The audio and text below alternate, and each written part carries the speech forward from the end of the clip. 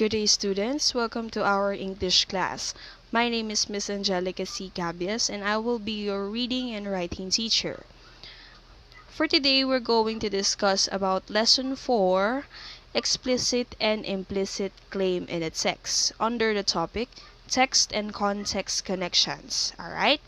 But before we start to our subject matter, let's proceed to our learning objectives. At the end of the lesson, the students will be able to, first, we're going to define explicit and implicit claim in a text.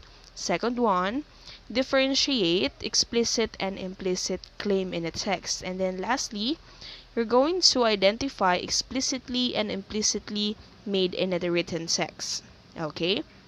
So let's start. So in order for us to fully understand what an explicit and an implicit is, okay, let's have these two tables, okay, that is implicit versus explicit claim. Okay, so when we say explicit, okay, explicit information is any idea that is stated. Okay, next, with explicit information, you see the text explained. And then the last one, if the information is written, it is explicit. Okay? So in other words, when you are looking of the explicit information or explicit ideas on a given text or paragraph, okay, it is already stated in the article or in the paragraph. Okay, you don't have to think of the other ideas, of the other meanings about it. Okay, because the explicit information, it is given already by the text. Understood? Alright, so let's proceed to implicit. Okay, when we are defining implicit information or implicit claim in a text, it is just the opposite of explicit. Right? So when we say implicit information, it is understood but it is not stated. Alright? So in explicit, the idea is stated, but in implicit, the idea is understood, but it is not stated. Understood? Okay, second one, you're going to look for clues as you read. Right? So since the implicit ideas is not stated in the paragraph or in the sentence, right, you're going to look for the other clues or context clues on the next sentences or in the next paragraph, because the idea it is not stated. Okay, and then last one, not written but the idea is there. Okay, just like the opposite of the explicit idea. Okay, the idea in implicit information is not written, or you cannot see any ideas about it. Okay, because that is implicit information. You have to look for the context clues on the whole paragraph or the whole text. Okay, so in order for us to fully understand what an explicit and implicit information is, let's have these example. Okay, some examples are, under explicit, we have here, in a TV commercial, a voice says, "This shampoo will make your hair look smooth and shiny." Okay, so when we say explicit, the idea is stated, right? By the use of these apostrophes, okay? The sentence stated that this shampoo will make your hair look smooth and shiny. Okay, that line is quoted. So meaning to say that is the idea. Okay, but if we're going to convert the idea under implicit, okay, the sentence will be like this. Okay, every one of the beautiful models in a TV commercial for shampoo has long, shiny, and curly hair. Right? Did you get the point? Okay, so the idea, okay, explicitly, okay, this shampoo will make your hair look smooth and shiny. But implicitly, okay, the TV commercial, okay, just show the models have a long and shiny curly hair. Okay, same idea, but in implicit information, it is not stated. Alright? On the next one, on the next example, a magazine ad for beauty product claims great skin plus SPF. Okay, we have here another example of quoted idea. Okay, so that is explicit because the idea is stated. Okay, but in implicit, the model pictured in the ad with a focus on anti-aging beauty products looks to be about 25 years old. Right? So in implicit, the idea is great skin plus SPF, right? But in implicit, the writer or the author describes the what? The product in the other way. That you're going to look like a person with about 25 years old. Okay? Because it has anti-aging products. Okay? But not all, but under explicit information or explicit claim in a text, it is not opted. Alright? Just like this example. So in under explicit, in a TV commercial, the viewer is asked to donate money to save the animals and stop animal cruelty. Right? That is the idea.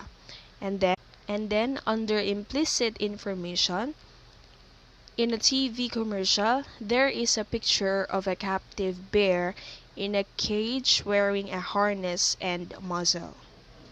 Right? It has the same idea, but in explicit claim, right, it is stated already, the whole idea. But in implicit, it is just explained that it has a picture of a captive bear, okay, in a cage wearing a harness. So we need to say it is for us to what? Give the meaning, okay, of that picture of a bear in a cage wearing a harness. So it is for us to make a meaning about it. Okay? So for our generalization, okay. So if some of you are confused, okay, confused about the difference between explicit and implicit, all you have to do is to remember this. Okay? When we say explicit, okay, look at the red letter. Okay? Explicit meaning to say in the text. Explicit in the text. Okay? So when we say explicit, those are the ideas that is or that are stated. Okay? And then implicit, remember the letters I and M. I'm, okay? In my head. Okay, meaning to say you have to look at the meaning, okay, because the idea is not stated in the paragraph or in the sentence. All you have to do is to create your meaning. In my head. Implicit, I am in my head. Okay? Okay, so that is understood, but it is not stated. Alright, understood? Okay, so let's answer these exercises. The letter of the correct answer. The first question is, another way of thinking about implicit information is to think of it as what? A. Guessing, B. Using context clues, C. Reading between the lines, or D. Predicting. What is your answer?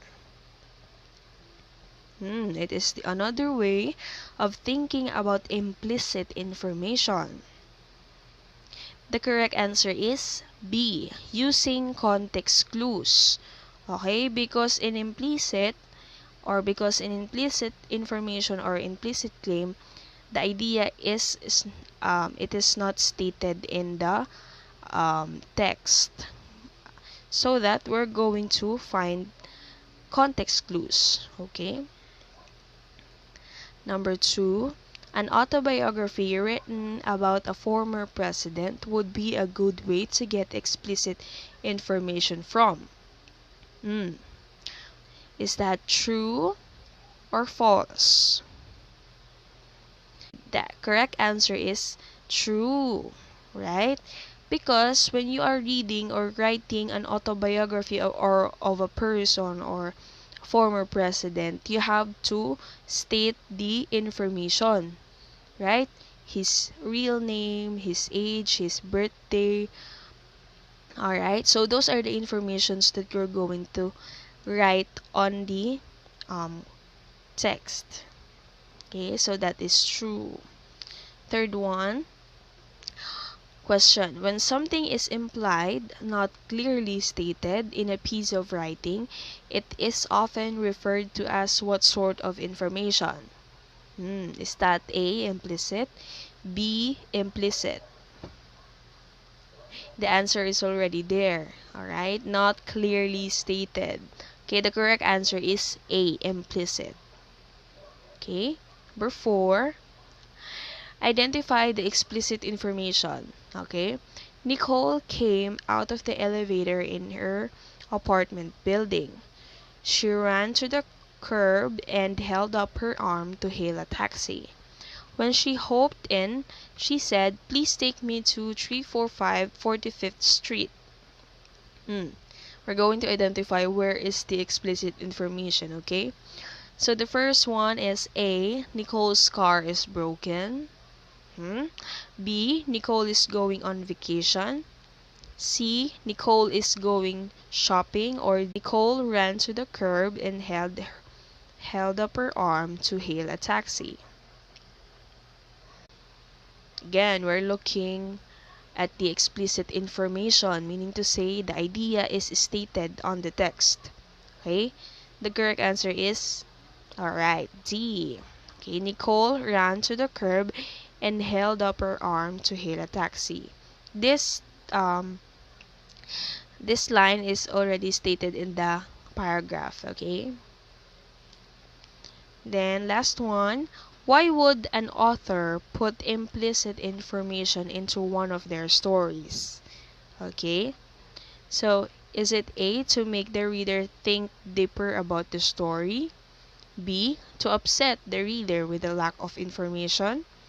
C, because the author couldn't squeeze it into the story properly?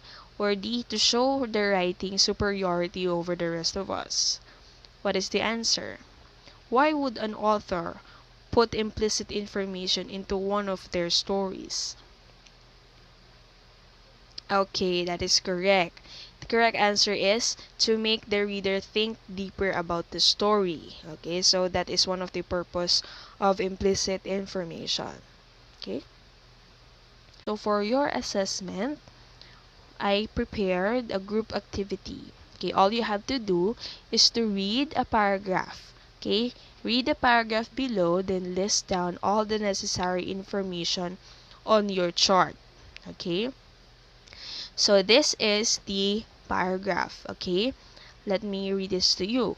All living things are made up of cells. Since humans are alive, we're also made of cells. Cells make our body tissue. Tissue makes our body organs.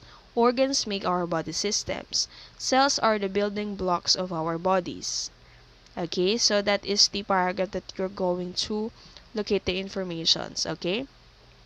And then, this is the table that you're going to use, or the T-chart, okay? So, on the left side, this is where you're going to write the explicit information, okay, that you can get on the paragraph. And then, on the right side, we have here implicit, okay, implicit information, okay, that you're going to get on the paragraph.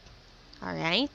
So about your presentation, maximum of 3 minutes will be given for each group to present their output. Okay? Hope you